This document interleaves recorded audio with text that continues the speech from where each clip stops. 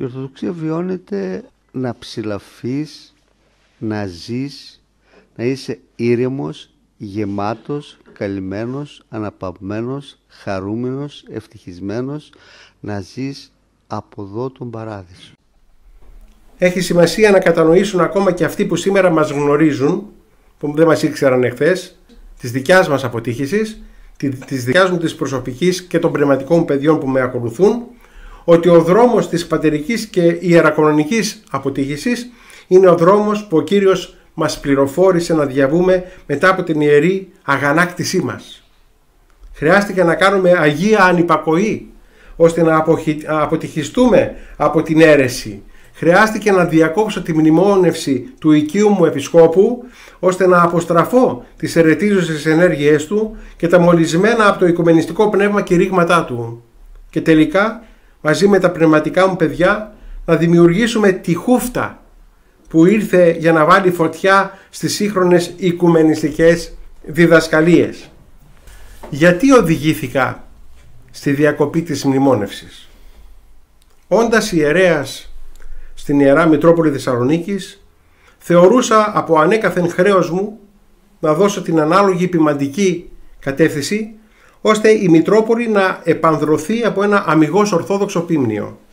Άλλωστε, δεν θα τέριαζε τίποτα λιγότερο σε μια πόλη αγιοτόκο, που οι Άγιοι που γέννησε ακολούθησαν μια αυστηρή ορθόδοξη γραμμή, η οποία καταδίκασε την αίρεση και το ψεύδος. Η προσπάθειά μου αυτή εκφράστηκε με τον λυσαλαίο αγώνα μου να κεράσω όποιον βρισκόταν δίπλα μου χάρη Χριστού και να του προσφέρω την ορθοδοξία ανώθευτη, όπως ακριβώς την έλαβα από τον πατέρα μου, τον πατέρα Χαράλαμπο Μανώλη, και όπως ακριβώς τη σπούδασα δίπλα στον όσιο γέροντά μου, τον μακαριστό γέροντα Αγάθωνα. Η συνεισφορά του Μητροπολίτη Ανθίμου μετά την κοίμηση του Ορθόδοξου και Παραδοσιακού Ιεράρχη Παντελεήμονος του Δευτέρου, του οποίου χειροτονία είμαι, στην εξάπλωση του οικουμενισμού και στον δηλητηριασμό του ποιμνίου της Θεσσαλονίκης, ήταν κέρυας σημασίας και άξια επένου από κάθε υποστηρικτή της πατρισκίας, της νέας τάξης πραγμάτων, της φιλομασονικής εκκλησίας και της μεταπατερικής θεολογίας. Αυτή ήταν η συνεισφορά του Μητροπολίτου Ανθίμου. Άξια επένου, επαναλαμβάνω, από κάθε υποστηρικτή της πατρισκίας, της νέας τάξης πραγμάτων, της φιλομασονικής εκκλησίας και της μεταπατερικής θεολογίας. Η ιερατική μου συνείδηση δεν μπορούσε να σηκώσει τα αιρετικά έκτροπα που συντελούνταν στην Μοχθηρά Μητρόπολη Θεσσαλονίκης. Μοχθηρά Μητρόπολη Θεσσαλονίκης την είπα από την αρχή, από τις διώξεις που έχω υποστεί από το μίσος της Μητρόπολης Θεσσαλονίκης στο πρόσωπό μου. Η ιερατική μου λοιπόν συνείδηση δεν μπορούσε να σηκώσει τα αιρετικά έκτροπα που συντελούνταν στη Μοχθηρά Μητρόπολη Θεσσαλονίκης, όπως για παράδειγμα η παρουσία του Μητροπολίτη σε οικουμενιστικά συνέδρια, τα οποία ευλογήθηκαν από τον ίδιο. Ακόμη και οι ιεροί κανόνες καταπατήθηκαν δίχως κανένα πνευματικό φραγμό, όταν ο Πατριάρχης της αίρεσης των Αρμενίων οδηγήθηκε από τον Μητροπολίτη εντός των ιερών ναών Αγίου Γρηγορίου Παλαμά και Αγίου Δημητρίου. Τα είχαμε αναδείξει αυτά με την παλαιά κατάνοιξη και είχαμε υποστεί τις συνέπειες αυτής της αποκάλυψης, και οθήθηκε ο αιρετικός Πατριάρχης από τον ίδιο στην προσκύνηση των Αγίων Τραπεζών.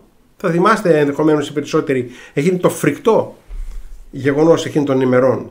Παράλληλα, δεν άσκησε καμία αντίδραση για την παρουσία Αρμένιου Επισκόπου στη χειροτονία του Μητροπολίτου Γρεβενών εντός του Ιερού Ναού του Πολιούχου μας Αγίου Δημητρίου κατά τη διάρκεια της ακολουθίας. Αλλά δεν θα μπορούσε να συμβεί διαφορετικά, δεν μπορούσε να κάνει κάτι άλλο νομίζω ο Μητροπολίτης Άνθιμος, αφού με τις ευλογίες του τελούνταν ακόμη και τρισάγια σε τάφους Αρμενίων και άλλων αιρετικών από κληρικούς της Μητρόπολης. Η ίδια η Εκκλησία μας, όλα αυτά τα έχω δημοσιεύσει, τα έχω καταγγείλει στη Μητρόπολη, έχω γράψει μεγάλο κείμενο με αναφερόμενο σε όλα αυτά, απλώς τα θυμίζω τώρα. Η ίδια η Εκκλησία μας έδωσε την κατεύθυνση και η ίδια η Εκκλησία καταδίκασε κάθε κοινωνία και ανοχή στις αιρετικές πρακτικές και διδασκαλίες. Όμως ακόμα τις επιταγές και τα προστάγματα της Εκκλησίας προσπάθησε να τα εξαφανίσει και να τα παρερμηνεύσει. Είναι γνωστό ότι απαγόρευσε την ανάγνωση των αναθεμάτων κατά των αιρετικών την Κυριακή της Ορθοδοξίας. Με πήρε στο γραφείο του και με μάλωσε. Γιατί εγώ διάβαζα τα αναθέματα, όπως υπάρχει η τάξη αυτή στην παράδοση της Εκκλησίας μας. Και με μάλωσε. Γιατί διαβάζεις πολύ τα αναθέματα? Έδειξε ανεκτικότητα σε κάποιους ιερείς της Μητρόπολης όταν συμμετείχαν στην εβδομάδα συμπροσευχών στον αιρετικό ναό της Ασπύρου Συλλήψεως στην οδό Φράγκων. Συνεργάστηκε με οικουμενιστές καθηγητές για την έκδοση του περιοδικού Γρηγόριος Παλαμάς. Ήταν ο επίτιμος πρόεδρος του Οικουμενιστικού Ιδρύματος Κέντρο Οικουμενικών, Ιεραποστολικών και Περιβαλλοντολογικών Μελετών Μητροπολίτης Παντελεήμων Παπαγεωργίου, με ειδική δράση στη διάδοση των αποφάσεων της Ψευδοσυνόδου της Κρήτης. Η Μυαρή Ψευδοσύνοδος και η αποτύχηση. Αποκορύφωμα αυτής της αιρετίζωσας μεθόδευσης υπήρξε η σύγκληση της Ψευδοσυνόδου του Κολυμπαρίου, η οποία έγινε παρουσία αιρετικών και απουσία των 4 μεγάλων εκκλησιών. Η συγκεκριμένη Μυαρή Σύνοδος όχι μόνο δεν καταδίκασε την πανέρεση του οικουμενισμού, αλλά σηματοδότησε την αρχή της παγκόσμιας εδραιοποίησης του και αξιολόγησε θετικά τα κείμενα των θεολογικών διαλόγων, όπως τα κείμενα του Μπάλαματ το 1993, του Πόρτο Αλέγκρε το 2006, της Ραβένας το 2007 και το Πουσάν το 2013. Εκεί, στην Κρήτη, στην Ψευδοσύνοδο, αμφισβητήθηκε η μοναδικότητα της Εκκλησίας και ακόμη η αποκλειστικότητα της σωστικής ιδιότητας της μόνης χαριτωμένης Εκκλησίας επικυρώθηκε από μία δίθεν συνοδική απόφαση. Η Ψευδοσύνοδος αρνήθηκε την Ορθόδοξη Εκκλησιολογία, η οποία αποτελεί προϋπόθεση της εκκλησιαστικής ενότητας.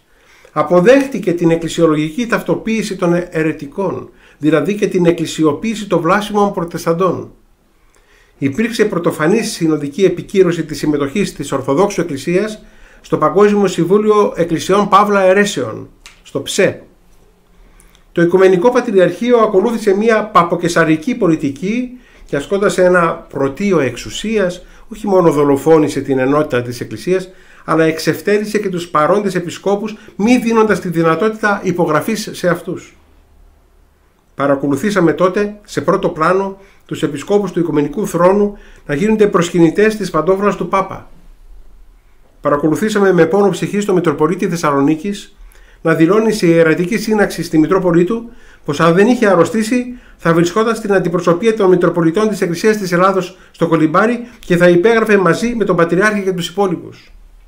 Όχι απλώς διέδωσε τα απορίσματα της Ψευδοσυνόδου στη Μητρόπολη του ο κύριος Άθιμος, αλλά και στη σύνοδο που έγινε τον Οκτώβριο του 2016 της Εκκλησίας της Ελλάδος, ο Μητροπολίτης της Θεσσαλονίκης αγωνίστηκε ώστε να μην υπάρξουν αντιδράσεις εκ μέρους των επισκόπων για την αποδοχή των αποφάσεων της Συνόδου και τη συσκότηση του ποιμνίου με το απαράδεκτο κείμενο προς το λαό, απαγορεύοντας τότε να γίνει η οποιαδήποτε συζήτηση επί του θέματος. Όλα τα παραπάνω με οδήγησαν να ακολουθήσω όσα προτάσει ο 15ος κανόνας της Πρωτοδευτέρας Συνόδου, ο οποίος ευλογεί και επενεί όσους κληρικούς καταδικάζουν την πλάνη και την αίρεση των επισκόπων τους, επίσης τον 31ο Αποστολικό Κανόνα που ομιλεί για διακοπή πνευματικής κοινωνίας για θέματα ευσεβίας και δικαιοσύνης και τον 45ο των Αγίων Αποστόλων που αφορίζει και καθαρεί επισκόπους και πρεσβυτέρους που συνομιλούν και συνεργάζονται με αιρετικούς και άλλους πολλούς σχετικούς ιερούς κανόνες της Εκκλησίας μας.